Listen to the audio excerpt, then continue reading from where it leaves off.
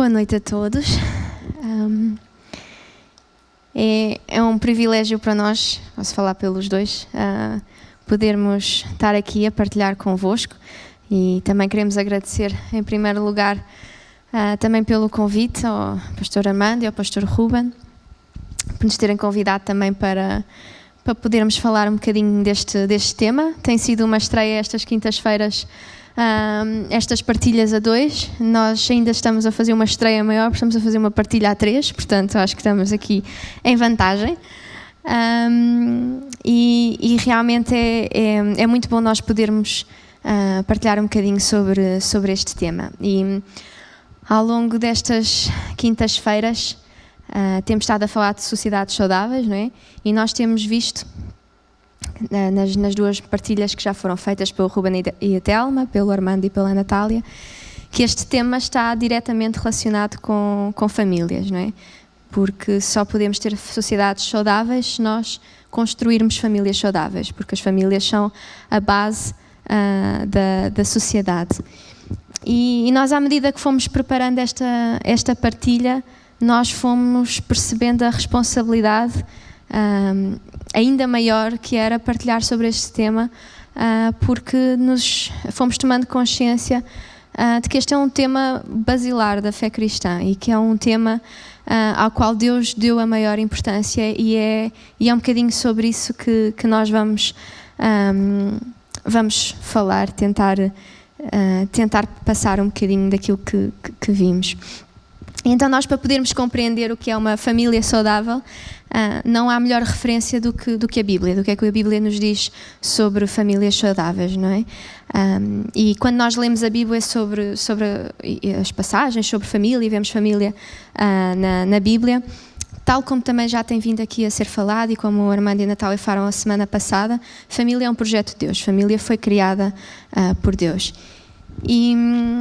E nós dividimos aqui a nossa partilha em alguns pontos, apenas para facilitar um bocadinho, mais a nós até, para não nos perdermos. E o primeiro ponto, que também vai estar a ser passado aqui atrás, é que se nós não cuidarmos da nossa família, isso não cria apenas um problema relacional no nosso lar, mas isso cria um problema relacional com Deus. E nós vimos alguns textos bíblicos, e vamos referenciar aqui alguns textos bíblicos que queremos mostrar, onde fala exatamente disso. Há mais, mas são alguns que falam disso. Então, em 1 Timóteo 5,8, diz: se alguém não cuida dos seus parentes, e especialmente dos da sua própria família, negou a fé e é pior que um descrente. Em 1 de Pedro 3,7 também diz que: maridos, saibam igualmente viver com as vossas esposas, tratando-as com amabilidade, tendo em conta a sua natureza feminina. Respeitem-nas, pois têm parte convosco no privilégio da vida eterna. Procedam assim, para nada perturbar as vossas orações. E noutras versões diz que para que as vossas orações não sejam interrompidas. Então nós vemos que Deus nos está a mostrar que a forma como nós vivemos família, a forma como nós nos relacionamos com o nosso marido, com a nossa esposa, com as pessoas na nossa casa, vai influenciar diretamente a forma como nós nos relacionamos com Deus e a forma também como Deus se relaciona connosco. E mais uma passagem, a última passagem que queremos também para demonstrar isto, está em Malaquias 2,13, e aqui o profeta Malaquias, isto foi uma altura depois da reconstrução do templo, em que o povo e os sacerdotes começaram-se a afastar dos princípios da lei. Eles estavam a viver uma vida bastante pecaminosa e estavam a viver muito fora da lei de Deus. E aqui Malaquias dirige-se ao povo e aos sacerdotes, e é dito que o povo invadia o altar com lágrimas e lamentos, mas que Deus recusava ouvi-los. E eles, a certa altura, perguntaram: porquê que recusas ouvir as nossas orações, Deus? E Deus responde: porque eu testemunhei a promessa que vocês fizeram com as vossas mulheres na altura da vossa mocidade, quando se casaram, e vocês não foram fiéis a essa promessa, vocês foram infiéis às vossas mulheres. Então o povo também estava a viver grandes problemas de infidelidade nesta altura. Então basicamente o que Deus está aqui a dizer é que se vocês nem honraram a aliança do vosso casamento, a aliança da vossa casa, não vale a pena virem para aqui com súplicas e lamentos, porque eu não vos vou ouvir, porque eles nem sequer estavam a perceber o que é que tinham feito. Então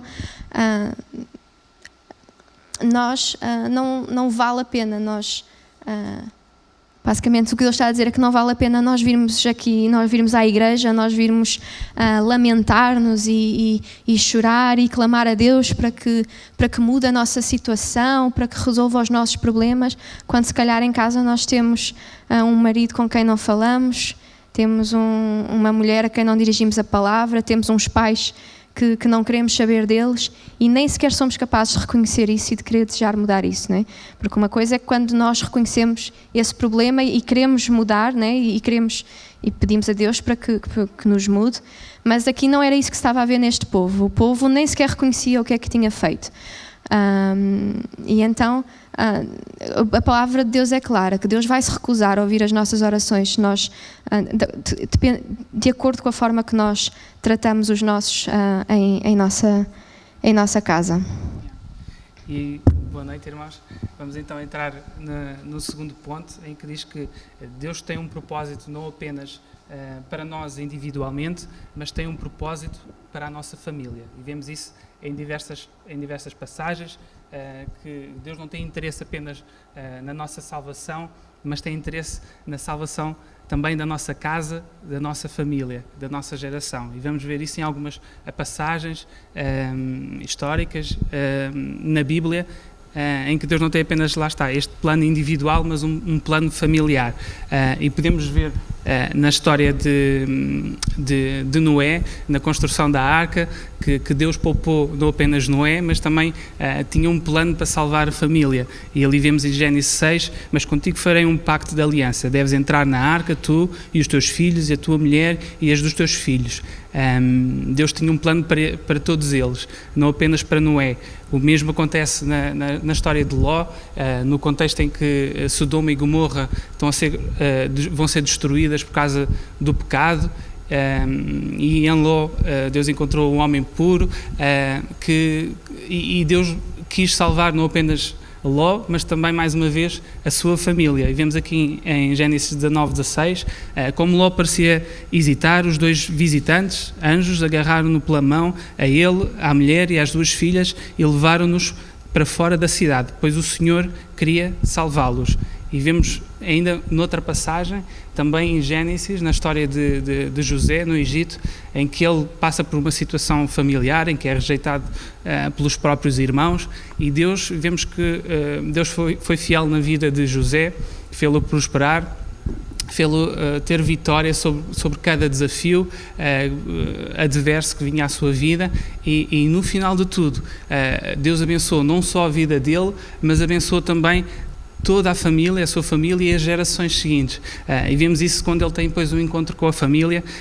Mais à frente, na história de José, diz: Deus mandou-me à vossa frente para garantir que a vossa descendência possa ter continuidade e para vos salvar a vida com um prodígio extraordinário. Portanto, todos aqueles milagres que aconteceram foram também com o propósito que Deus tinha pensado, mais uma vez, para a família. E é perceptível ao longo destas histórias e muitas outras a importância que Deus dá, não é? Esta valorização, esta base é importante não apenas para nós, mas é importante para o plano que Deus tem para a humanidade. Entramos também agora no ponto 3, em que diz que Deus revela-se através de estruturas familiares.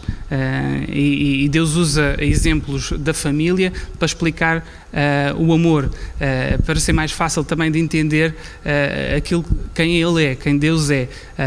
E vamos explorar aqui mais algumas passagens. Deus compara o seu amor ao amor de uma mãe, o amor mais sacrificial, mais intenso que as pessoas conheciam e conhecem nos dias de hoje. E vemos aqui uma passagem em Isaías 49, 15. Mas pode uma mãe esquecer o seu bebê, deixar de ter amor ao seu filho que ela gerou, ainda que ela se esquecesse dele, eu nunca te esqueceria. Portanto, vemos aqui o amor de Deus a ser revelado através do amor de uma mãe. E temos aqui outra passagem em que Deus usa também para explicar e que Ele compara a provisão que Ele nos dá à provisão também de um pai, ao cuidado de um pai. Vemos isso em Mateus 7:9. Qual de vocês, seja pai, seria capaz de dar uma pedra ao filho quando ele lhe pedisse pão, ou que lhe daria uma cobra quando lhe pedisse peixe? Ora, se vocês, mesmo sendo maus, sabem dar coisas boas aos vossos filhos, quanto mais o vosso Pai que está nos céus dará coisas boas àqueles que lhes pedirem. E aqui vemos Deus a mostrar a sua provisão através do exemplo de um pai, e vemos mais uma vez Deus a revelar-se através de estruturas familiares. E vemos ainda mais uma comparação que Deus usa, que Ele fala do casamento para comparar também o amor de Cristo com a Igreja. E vemos aqui na passagem, Efésios 5, 23, 25, pois assim como Cristo é a cabeça para a Igreja, também o marido é para a mulher. Cristo é o Salvador do corpo, que é a Igreja. Ora, assim como a Igreja obedece a Cristo, também as mulheres devem obedecer em tudo aos seus maridos. Os maridos devem amar as suas mulheres como também Cristo amou a Igreja e deu a sua vida por ela. É deste modo que o marido deve amar a sua mulher, como se ela fosse o seu próprio corpo. Quem ama a sua mulher, ama-se a si mesmo. Aqui vemos que Deus, lá está, para explicar o seu amor, para explicar a sua correção, para explicar a pureza da sua Igreja, Ele usava estes exemplos e usa estes exemplos na Bíblia familiares.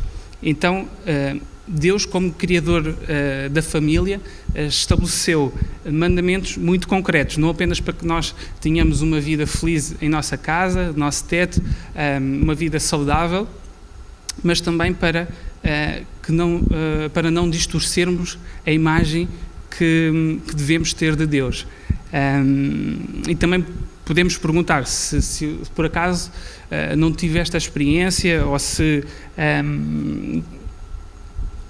de viver uma família tal e qual como Deus instituiu na Bíblia, ou se não tive esse privilégio, ou se provavelmente muitos de nós tínhamos uma vida em que não tínhamos vivido aquilo que realmente Deus deseja. Isso não é um impedimento para conhecermos e reconhecermos quem Deus é, porque nós vemos na palavra que em Cristo tudo se fez novo. E como diz na Bíblia, independentemente de tudo aquilo que nós possamos ter vivido, a partir do momento em que nós temos Cristo da nossa vida, Ele quer restabelecer todos esses padrões. E então o nosso desejo, o nosso foco deve ser que possamos, a partir de agora, a partir de nós, então construir essa família que Deus deseja e Deus instituiu. E provavelmente todos nós conhecemos pessoas que de alguma forma desacreditaram na ideia de casamento, de família, porque não tiveram esse exemplo, ou tiveram um mau exemplo de casal, ou porque tiveram um pai que não foi presente, ou uma mãe não presente, ou não tiveram os pais também, e que se dessem bem, e tudo isso possa fazer com que a pessoa não acredite que seja possível isso para a sua vida, ou não quer passar pelas mesmas situações.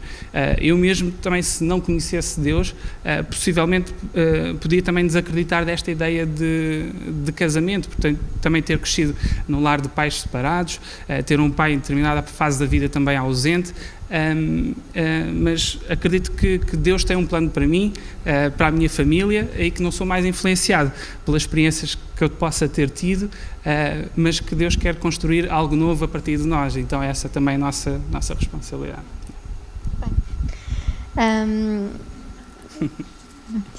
E aqui entramos também no nosso quarto ponto, com tudo aquilo que temos vindo a falar, que o Filipe também já falou, é perceptível, né? E usámos estes versículos também todos para mostrar que realmente família é algo muito importante para Deus, não é algo banal, não foi uma coisa que Deus se lembrou de criar só para nós sermos felizes aqui na Terra, mas há um propósito grande na família.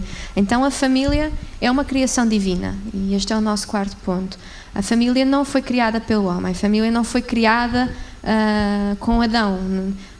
Na verdade, a família começou muito antes sequer da criação do mundo. Começou com Deus a criar o mundo, e aí já havia família. Da mesma forma que a nossa família não começou a ser formada a partir do momento em que eu comecei a formar, em que o nosso bebê começou a ser formado, né? A nossa família foi formada a partir do momento em que nós, perante Deus, tomámos a decisão de nos casar. E da mesma forma, a família, a instituição família começou com Deus lá atrás. Então, família é um projeto divino, é uma criação divina, não é algo que foi criado pelo homem. Mas, infelizmente, o que nós estamos a ver hoje em dia é que é o homem que está a tentar alterar os padrões daquilo que Deus instituiu para a família, né?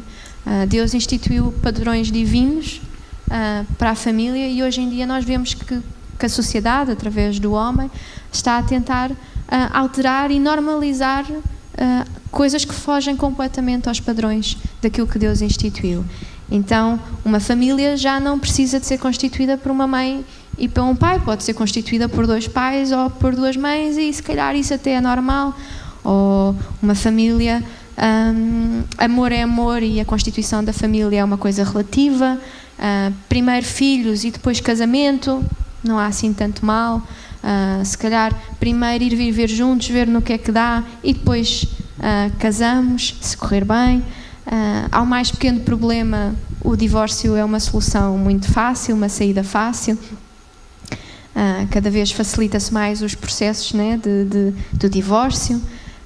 Os filhos já não podem ser corrigidos, isso parece mal se nós corrigirmos um filho.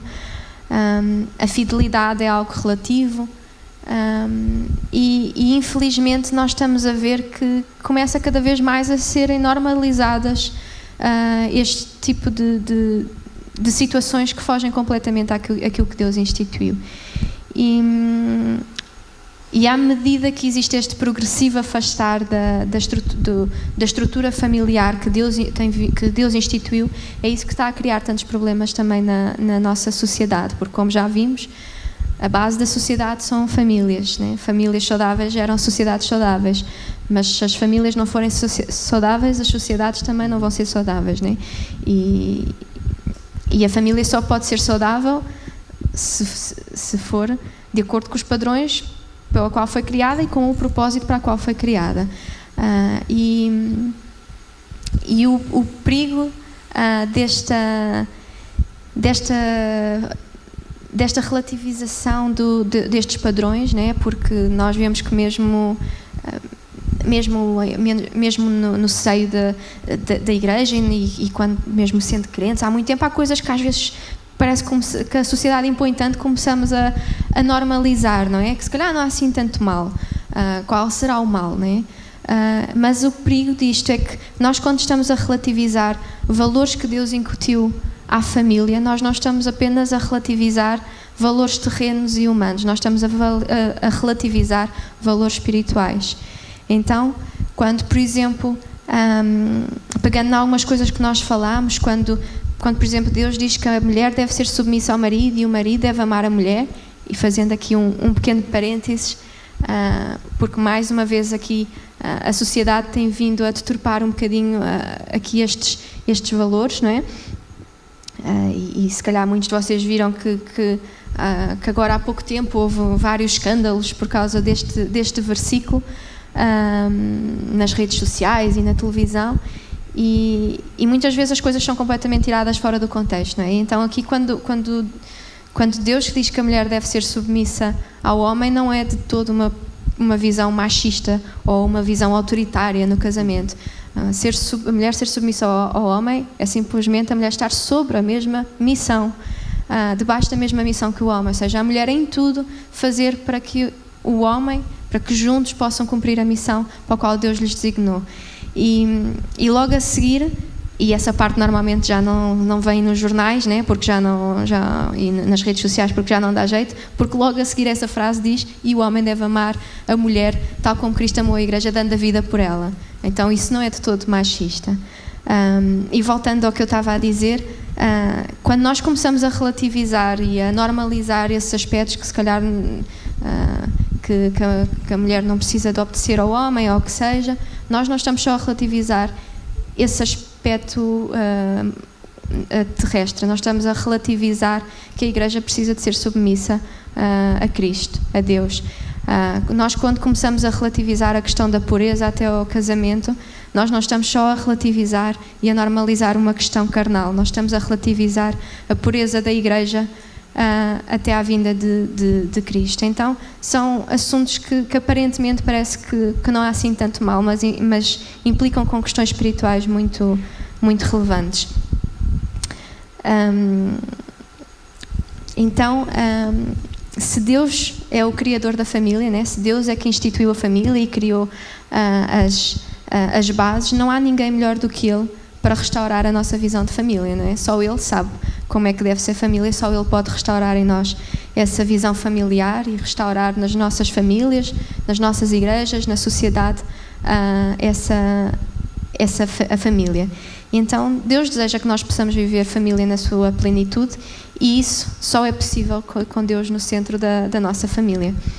E para isso nós temos que convidar Deus para a nossa casa e dar-lhe um lugar de honra. E é aqui que eu passo a bola. Aqui, dar a Deus um lugar de honra.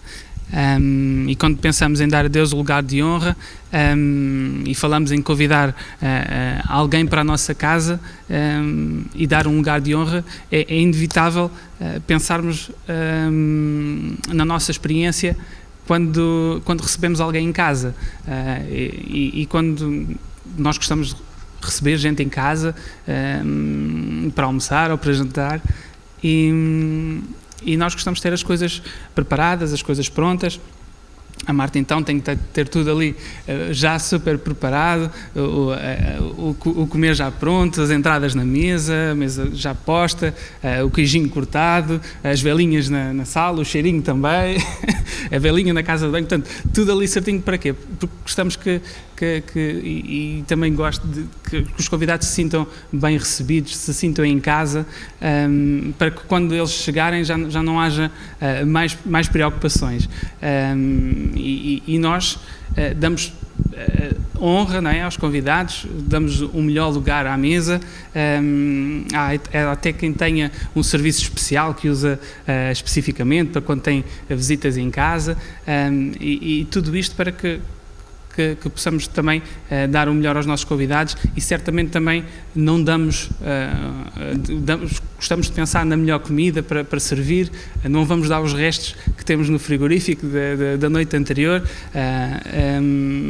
e também não queremos que os nossos convidados de maneira alguma passem fome, e pensando nisto, com a nossa relação com Deus, será que tratamos Deus e damos esse lugar de honra na nossa vida, ou será que Deus passa fome na nossa casa?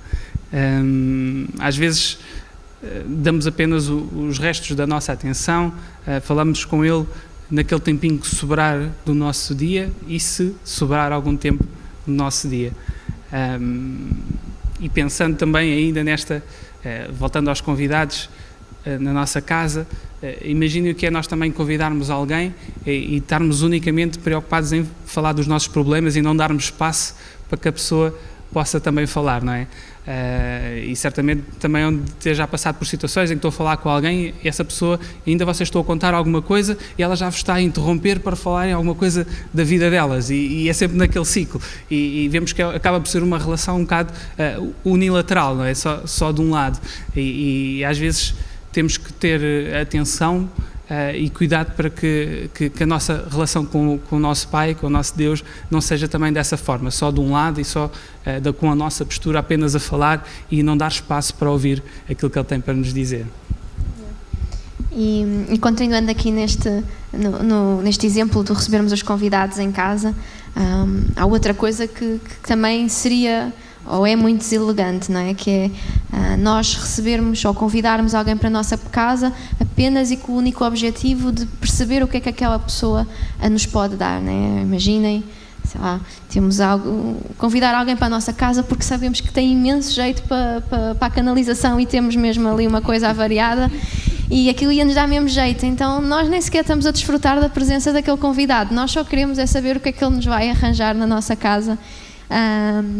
E é um bocadinho deselegante, e mais do que deselegante é uma postura muito egoísta, né, da nossa parte, e apesar disto se tornar óbvio quando nós comparamos assim com convidados reais, né, a verdade é que é muito fácil nós às vezes cairmos nesse erro com Deus.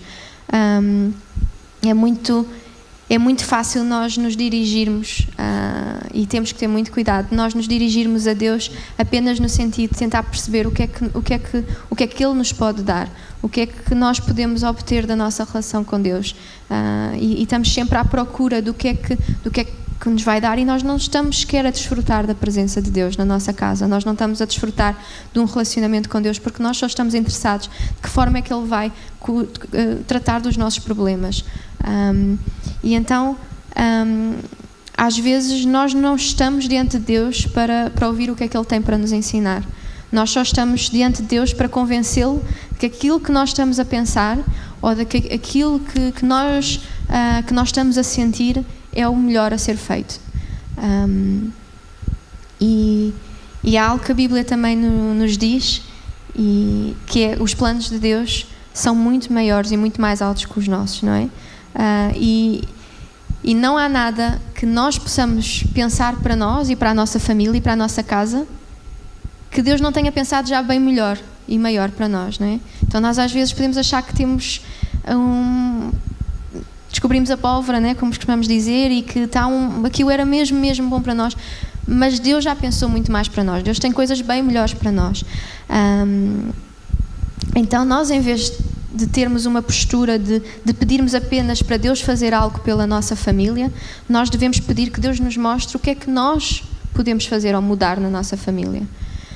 Se calhar, em vez de apenas pedirmos a Deus para nos dar o marido ou a mulher que nós sonhamos ter, com as características que sonhamos ter, nós devemos mudar a nossa oração e pedir que Deus nos ajude a sermos o marido ou a mulher que Deus deseja que nós sejamos na nossa família.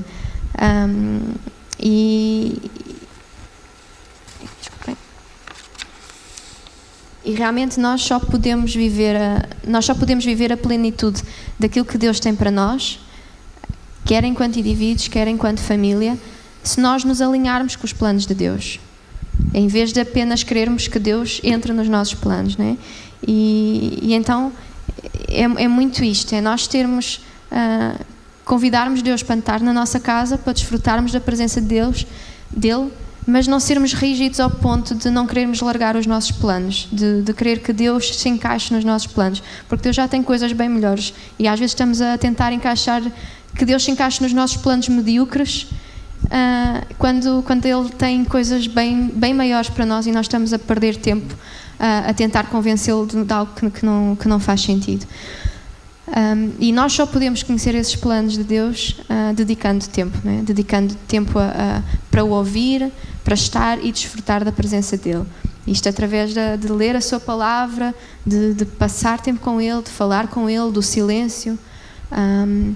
Mas isso tem que ser uma prioridade no nosso dia. Nós não vamos conseguir fazer isso se nós deixarmos isso para o tempo que nos sobra do nosso dia. Nós não vamos ter nem energia, nem tempo para ouvir o que é que Deus tem para nós. E estamos a desperdiçar muita coisa dessa forma.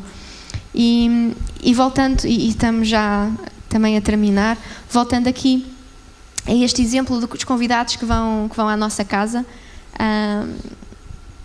certamente que vocês têm alguém, e será bom que sim, aqueles convidados que entram na nossa casa e já sabem o lugar de todas as coisas, né? Que estão completamente à vontade. Entram, não precisam de pedir autorização para ir a qualquer divisão que seja, não precisam de pedir autorização para ir ao frigorífico buscar qualquer coisa, sabem perfeitamente o lugar de todas as coisas, sabem qual é a gaveta dos talheres, a gaveta das taças. Não fazem cerimónias, são convidados que não fazem cerimónias. E porquê é que isso acontece, né? Não há de ser de um dia para o outro. Na verdade, se for de um dia para o outro é porque o convidado tem muita lata. Mas normalmente é porque há uma relação que se cria com esse convidado, há uma rotina que é criada, é porque essa pessoa vai várias vezes à nossa casa. É comum estar na nossa casa, passar tempo ao ponto de poder conhecer os cantos à casa, não é?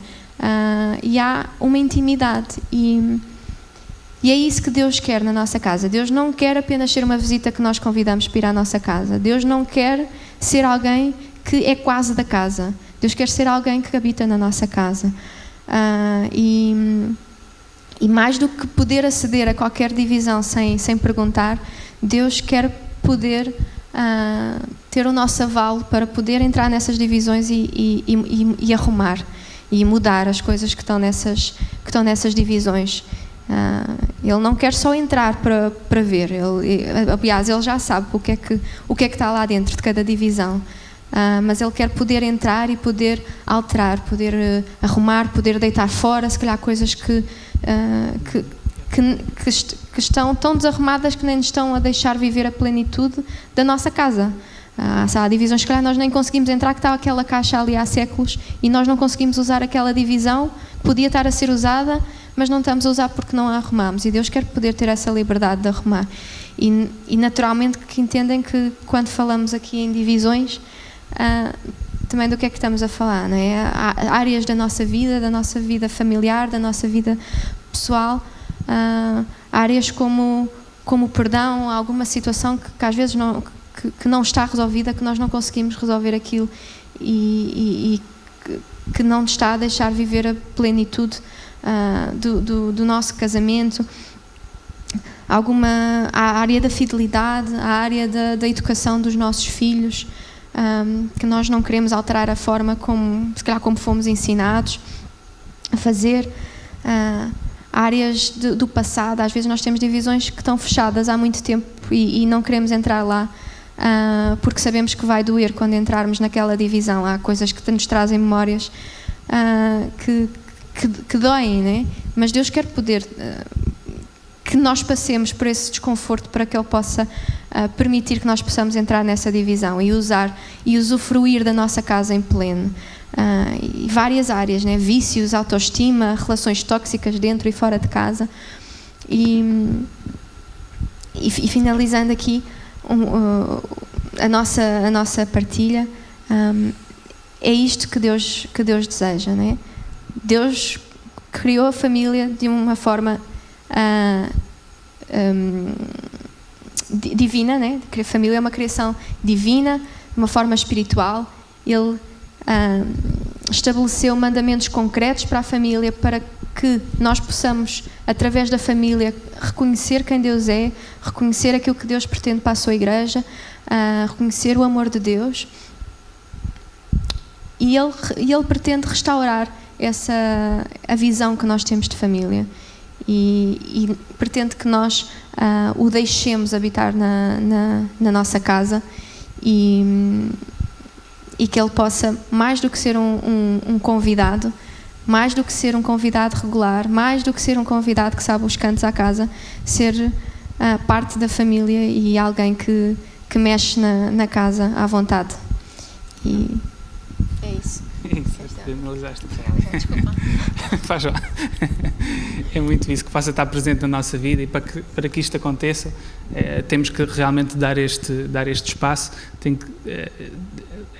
Que só acontece realmente com intimidade, com uma regularidade, com uma intimidade com o nosso Pai, dar espaço para Ele falar às nossas vidas e trabalhar aquilo que precisa ser trabalhado e mexer naquelas áreas que podem ser difíceis para nós e que não queremos tocar, mas que Ele sabe exatamente onde ajeitar e fazer à maneira dele, que nós possamos realmente alinhar os nossos desejos, as nossas vontades, os nossos planos aos planos de Deus. E é isto que tínhamos para partilhar convosco. Espero que tenha sido bênção para vocês, tal como foi para nós. Acreditem que também é algo poderoso para nós, vivermos enquanto família e podemos aplicar isso. Obrigado, irmãos.